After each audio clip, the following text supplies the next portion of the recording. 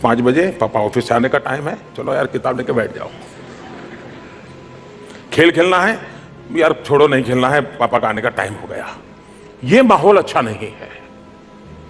ये तनावपूर्ण एक प्रकार का वातावरण परिवार में तबाही कर देता है। दूसरी तरफ ये भी कठिनाई है कि बहुत से माँ बाप होते हैं जिन्होंने बचपन में सपने उनके अंदर किसी ने बोए होते हैं और वो सपना बड़े होते हैं वटवृक्ष बनता जा रहा है। वो अपने सपने तो खुद पूरे नहीं कर पाए, तो फिर वो सपने अपने बच्चों में ट्रांसप्लांट करते हैं। मैं डॉक्टर बनना चाहता था, नहीं बन पाया, मैं तो टीचर होकर के जिंदगी गुजार रहा हूं, तुझे डॉक्टर बना के छोड़ूंगा। वो कहता है मुझे खिलाड़ी बनना है, मुझे डॉक्टर नहीं बनना है। तो मां बाप कभी कभी अपने बच्चों की क्षमता, परवरिश, इन सारी चीजों को देखे बिना खुद के जो अधूरे सपने रह गए हैं, कहते हैं ना लोग, भाई मैं तो इसमें मानता नहीं हूं इसलिए आप भी मत मानिए, लेकिन कहते हैं कि भूत प्रेत हुआ करते हैं। तो कहते हैं कि जिनकी इच्छाएं अधूरी रह जाती और मरते हैं तो कहते हैं भूत हो जाते हैं, फिर वो इच्छाओं के लिए तड़पते रहते हैं। तो कभी कभी इच्छाओं के भी भूत होते हैं, इंसान के हो या न हो, और वो भूत आपको जकड़ लेते हैं। डायलॉग करना चाहिए माता जी पिताजी के साथ, खुल करके बात करनी चाहिए, अच्छे मूड में हो तब करनी चाहिए।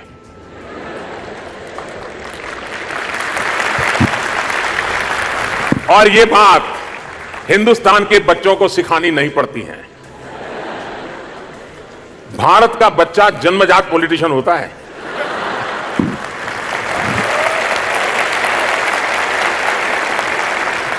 क्योंकि वो जॉइंट फैमिली में उसको पता होता है कि ये काम करवाना है, पिताजी को पता चलेगा तो नहीं होगा, तो चुपचाप दादी के पास जाता है। उस दिन दादी को पूछेगा, दादी जी पानी ले आओ, दादी जी आइए ना थोड़ा बाहर टहल के आता हूं, मैं साथ ले चलता हूं, मंदिर चल के। फिर बातें आता है, दादी मेरे लिए कर देना पड़ेगा, और दादी कर देती है। और दादी बेटे को भी डांटेगी, वो बेटे के लिए इतना ही नहीं करते हो। तो बच्चों को मालूम है कि कुछ काम करवाना है तो दादी से हो जाएगा, कुछ मम्मी से हो जाएगा, कुछ बड़े भाई से हो जाएगा, कुछ काम खुद का नहीं होने वाला है तो बहन को टाइट करो और बहन को बोलो तुम आज बड़ा ड्रामा करो और करवा लो। और बहन घर में अगर एक बार उसने हवा बना ली तो पापा की ताकत नहीं है कि वो मना कर सके। नाम बहन का, काम भाई का, यही होता है परिवार में। लेकिन मैं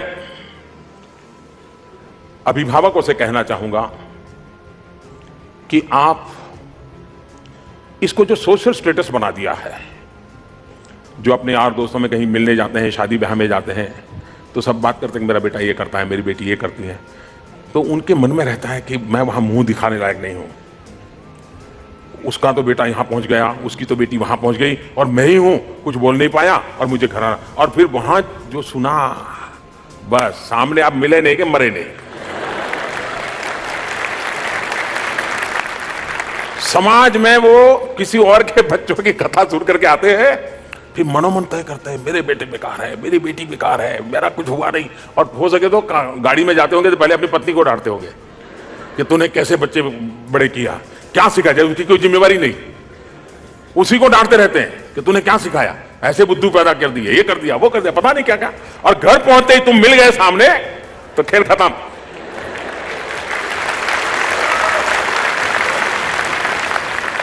और इसलिए मैं अभिभावकों को कहता हूं कि आप इसको सोशल स्टेटस मत बनाइए, आप दुनिया से मत छुपाइए। अगर आपके बेटे के अंदर जो सामर्थ्य है उसी सामर्थ्य की चर्चा कीजिए, उनके बेटे के सामर्थ्य से आप अपने बेटे की कंपैरिजन मत कीजिए। और दुनिया में कोई बालक ऐसा पैदा नहीं होता है कि जिसके अंदर कोई न कोई भगवान ने विशेषता न दी हो। हर किसी को भगवान ने कोई न कोई परम शक्ति दी होती है। अगर पेरेंट्स उस परम शक्ति को पहचान ले और बालक को उस परम शक्ति के साथ जोड़ करके रखें तो कहीं से कहीं पहुंच सकता है। उधारी चीजें मत थोपो। अगर ये